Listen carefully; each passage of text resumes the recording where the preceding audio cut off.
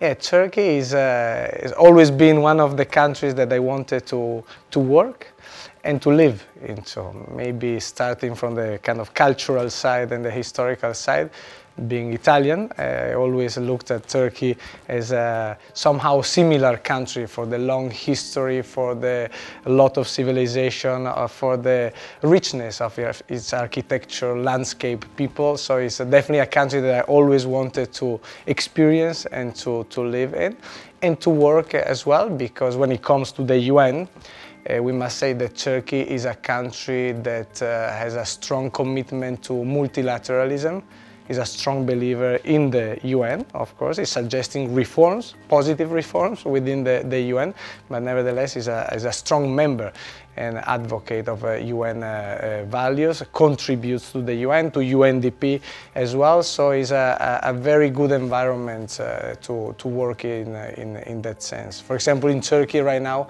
we have a partnership between the UNDP, the development program of the UN, and Turkey that goes beyond our work exclusively in the country. We also have a regional office here in Istanbul. Even we have a global office in Istanbul for private sector in development, because Turkey has decided to finance and to put a lot of efforts in order to develop private sector initiatives that are in favor of sustainable development. And so let's say we call it a tripartite kind of a partnership, and that's adds some excitement to the work. So it's not just about Turkey, but it's also about Turkey in the region and Turkey in the world.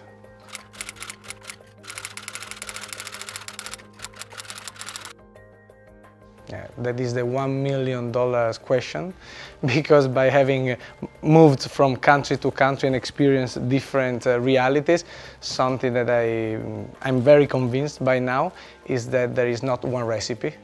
Okay, something that works in one country, in one context, might not work in another context, in another country.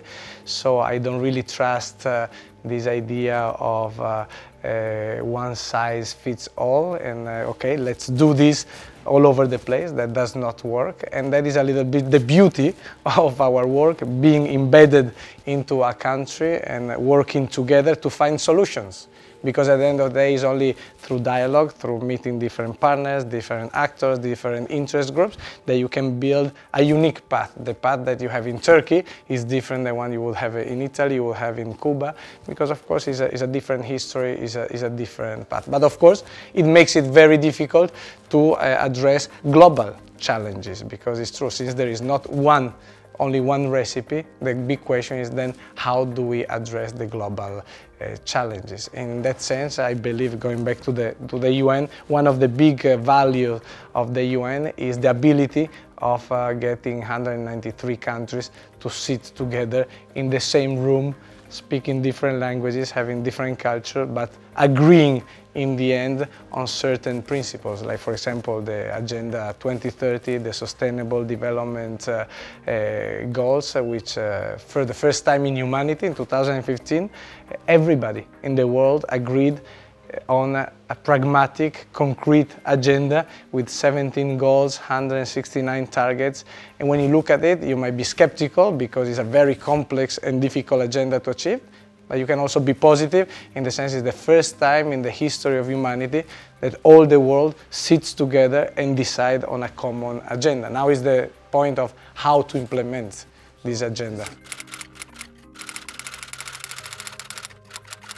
Totally, yeah. There is not a sanctioning mechanism. The mechanism that has been developed globally is, I would define it like a peer-to-peer sort of mechanism by which countries periodically they participate to this forum. It's called the High-Level Political Forum in New York, where countries every year go and present where they stand at that specific moment in terms of how much they have advanced or not on the 17 goals. For example, Turkey was one of the first countries to go at the very beginning to this high-level political forum and will present its case again, and so other countries can basically see, can give opinion, and this is so. That's why I mean a peer-to-peer kind of mechanism is not policing, is not a convention that is ratified by countries that implies punishments for not complying. Is a common agenda of will.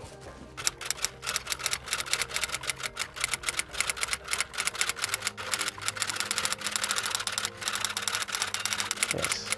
Here in Turkey, being Turkey the country with the highest number at the moment of refugees, hosting 3.5 million Syrians plus other nationalities. We're talking about 4 million refugees right now in Turkey.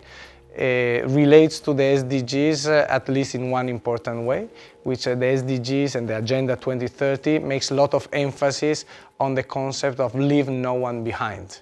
Because before, there was also a common agenda, the Millennium Development Goals, but these were mainly crafted by countries from the north, okay, deciding on specific goals. This time all countries of the world got together and decided about the Sustainable Development Goals and didn't say that the objective is to reduce poverty or to reduce hunger. It's eradicating, eliminating. This means leaving no one behind. It means that every single person on the planet has the right to live in a decent way, what we call in UNDP the human development. And that's where refugees also come into the picture, because you can imagine that people who have to leave their own country because of conflict, not because on their own will, because they like to do so, their life is so much more difficult when they have to start from scratch in another country.